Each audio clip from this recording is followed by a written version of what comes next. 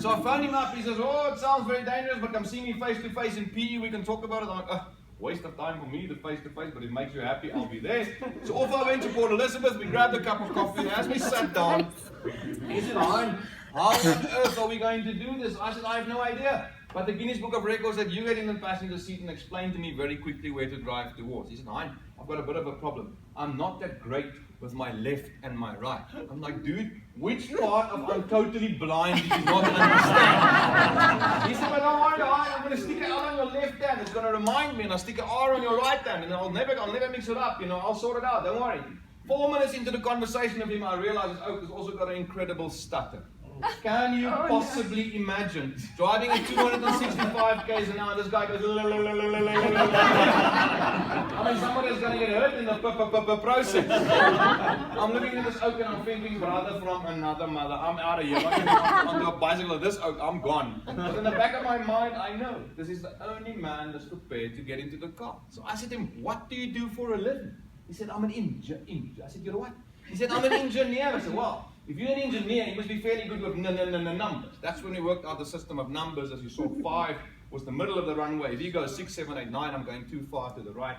4, 3, 2, 1, I'm going too far to the left. So basically, stay on 5 to stay alive. Ladies and gentlemen, he's an engineer from Port Elizabeth, but you believe me. At 275 kilometers an hour, this guy sounds like an auctioneer. 5, 5, 5, 5, 5, 5, 4, 9, 5, 5, 5, 5, 5, 4. 280 k's an hour, you were speaking fluently, lost his stutter completely.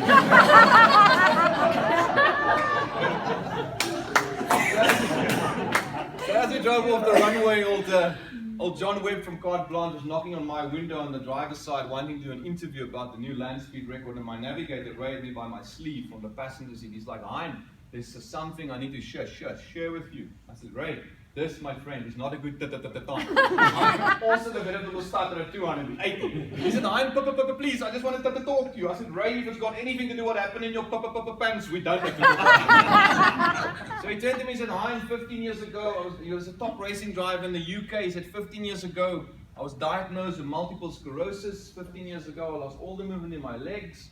I lost all the movement in my arms. I could barely tie my shoelaces. Never mind hanging onto the steering wheel of a racing car. I quit my career.